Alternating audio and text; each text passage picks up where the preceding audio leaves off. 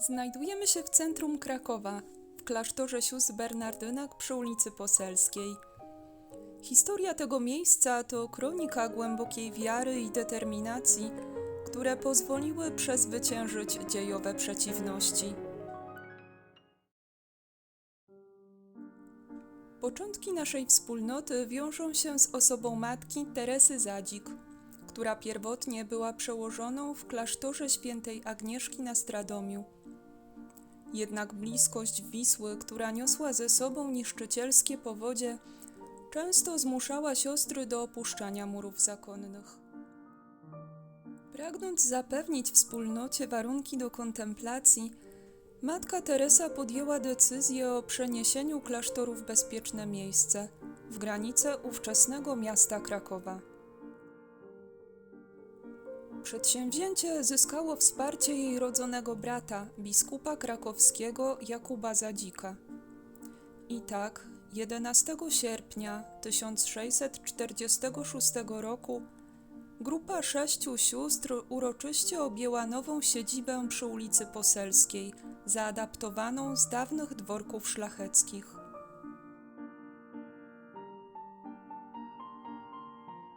Dzień później, w uroczystość świętej Klary, w nowo wzniesionym kościółku, wtedy jeszcze drewnianym, odprawiono pierwszą dziękczynną mszę świętą. Nowy dom zakonny szybko stał się ważnym ośrodkiem życia duchowego miasta Krakowa, przyciągając licznych wiernych i kandydatki z najznamienitszych rodów Rzeczpospolitej. Prawdopodobnie wtedy to właśnie zawisł w owym kościele cudowny obraz świętego Józefa, dar papieża Urbana VIII, przywieziony z Rzymu przez biskupa Jakuba Zadzika, ofiarowany mu do kościoła ku czci owego świętego. Jednym z bezcennych skarbów stanowiących dziś serce bocznego ołtarza w kościele stała się późnogotycka figurka Dzieciątka Jezus Koletańskiego. Choć jej początki i pochodzenie pozostają owiane tajemnicą, klasztorne kroniki podają, że figurka przypłynęła do Krakowa nurtem Wisły, zatrzymując się przy dawnym klasztorze sióstr Koletek, które wydobyły ją z wody i otoczyły kultem.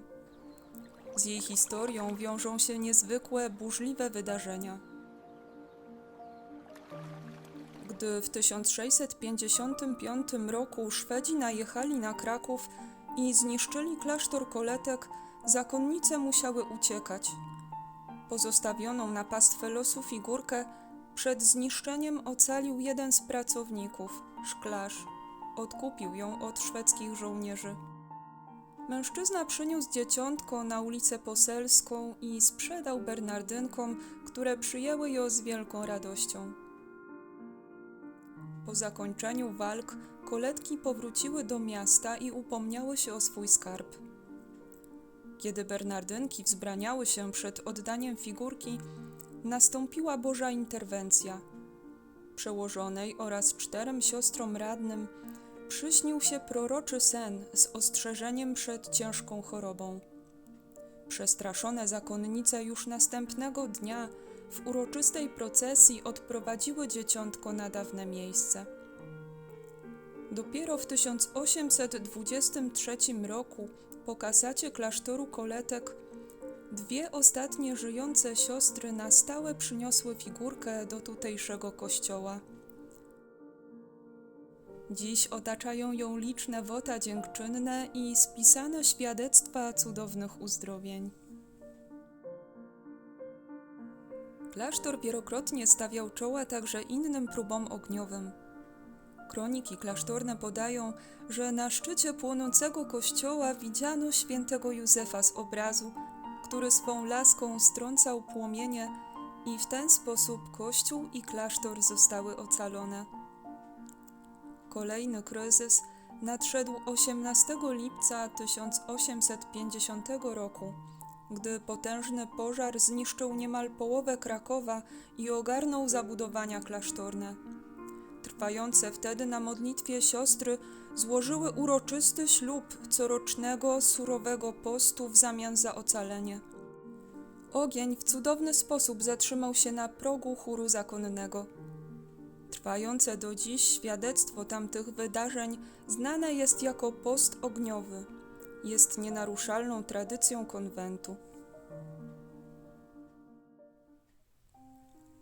Mury przy ulicy Poselskiej były przez wieki przestrzenią rozwoju nie tylko duchowości, ale i unikalnych talentów. W historię tego miejsca wpisały się wybitne mniszki. Wśród nich wymienić możemy kronikarkę, siostrę Franciszkę Brzechwiankę, uzdolnioną muzycznie siostrę Eleonorę Gołuchowską, czy siostrę Franciszkę Wiszowatą, której dekoracje ornamentalne do dziś zdobią furtę klasztorną. W XX wieku wspólnotę wzbogaciła siostra Aniela Kisielewska, profesjonalna malarka, absolwentka studiów artystycznych w Monachium. Dziś siostry Bernardynki stanowią najstarszy zakon kontemplacyjny o rdzennie polskim rodowodzie. Od 1884 roku w murach tych nieprzerwanie trwa adoracja Najświętszego Sakramentu. Współcześnie siostry łączą modlitwę z codzienną pracą w klauzurze, szyciem i haftem szat liturgicznych oraz utrzymaniem klasztoru. Od roku 2016 tutejsza świątynia została podniesiona do rangi diecezjalnego sanktuarium świętego Józefa, pozostając ważnym punktem na duchowej mapie Krakowa. Trwające od 380 lat dziedzictwo nie jest wyłącznie zamkniętą kartą historii. Tradycja klasztoru przy ulicy Poselskiej pozostaje żywa. Dzisiejsze pokolenie sióstr Bernardynek nie tylko opiekuje się materialnymi pamiątkami, ale tchnie życie duchowe i kulturalne w dziedzictwo swoich poprzedniczek. Siostry pielęgnują dawne tradycje muzyczne, ucząc się czytania historycznych tekstów po łacinie. Dzięki temu z klasztornego chóru wciąż rozbrzmiewają tradycyjne śpiewy gregoriańskie, wykonywane niekiedy wprost z zabytkowych wiekowych antyfonaży.